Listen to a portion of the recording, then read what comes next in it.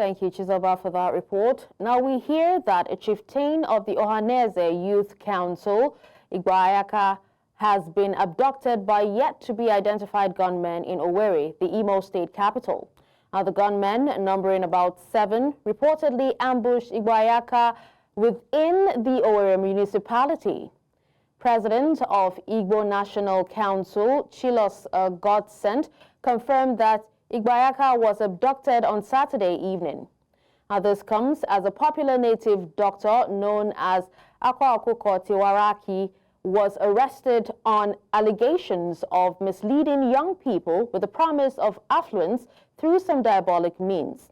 Such practices have been identified by the Anambra State government as a major motivating factor responsible for the rise in kidnapping, abductions, and incessant killings in the state. Now, to give more perspective to these developments in the Southeast, I'm joined by News Central's correspondent in the Southeast, Chinwe Ugheli. Hello, Chinwe. Thank you for joining. Please, can you help us bring us up to speed with developments, in the Southeast, especially with regards to these kidnappings and killings?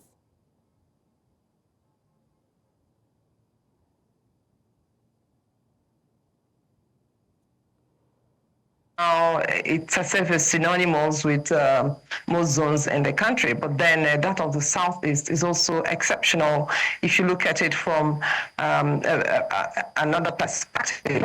It has to do with kidnapping, and this time around, it's not just kidnapping for ransom.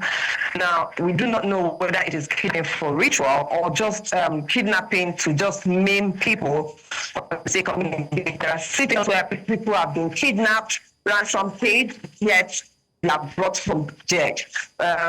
Take for instance the case of the lawmaker in Anambra State who was kidnapped in December and was found dead just a couple of days ago. So the insecurity is in every state in the Southeast. But then there are states where they are more prevalent. Take, for instance, Anambra State and Imo State. These two states have become hot points, for kidnap cases and other violent crimes. So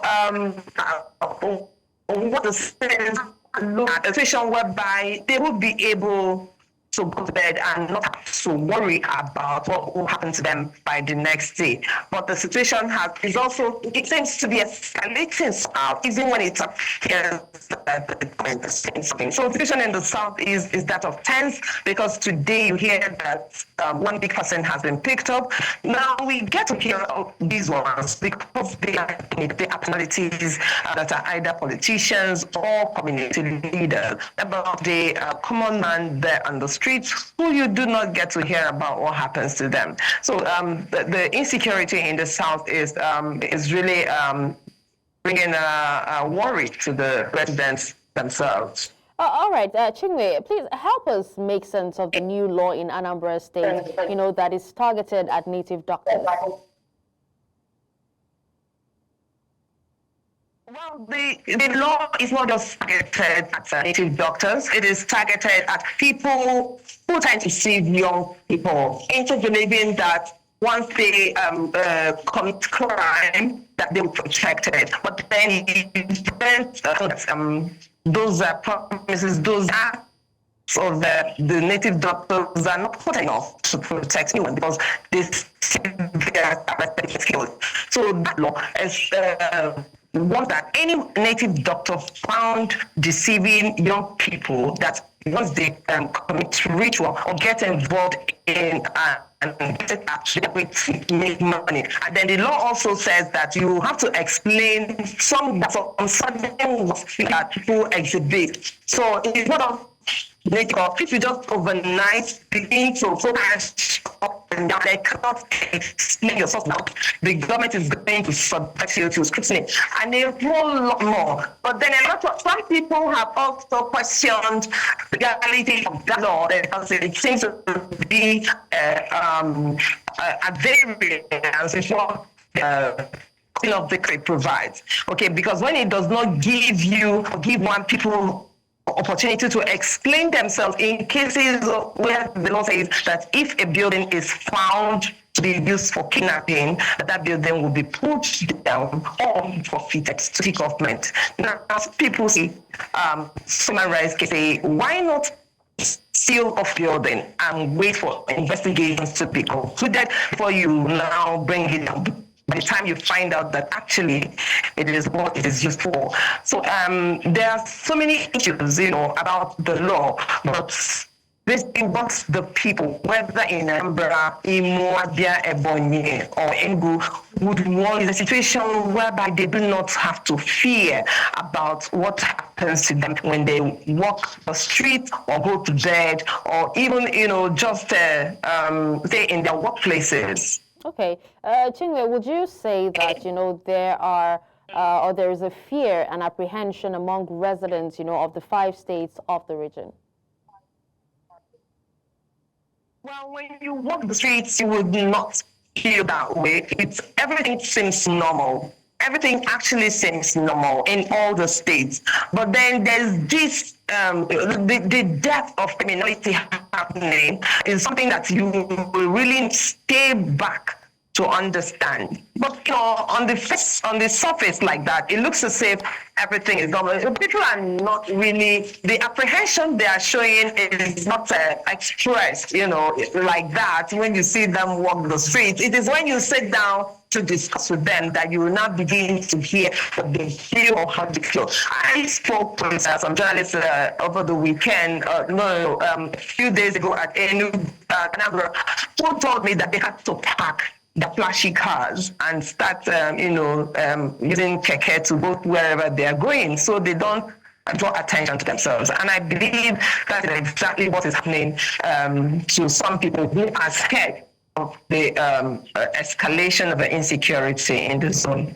All right. Well, thank you so much for that update, Chinwe. Thank you.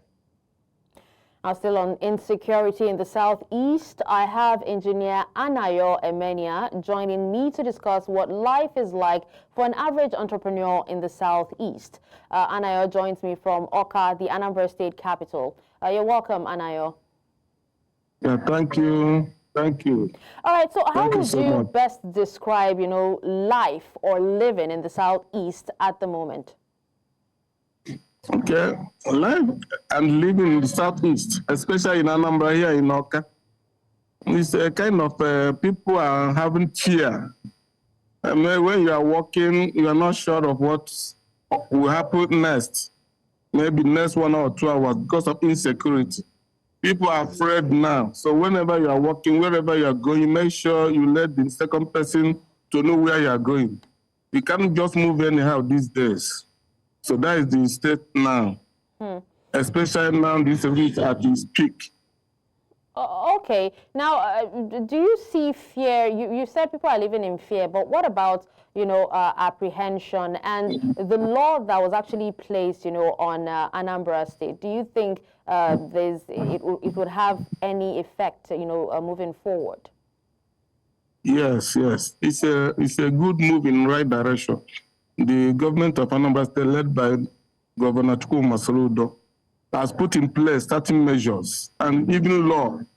Now, you cannot perform all those native doctors. There are certain measures that are given to them because they see them as the people that are encouraging these young ones to venture into this kind of criminal activities, making money syndrome, to make money fast. They see it that way.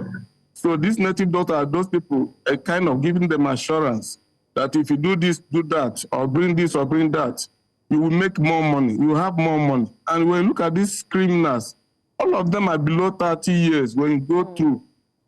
So government of Soludo is doing a lot now. So it's a kind of a small breeze we are having, just a little.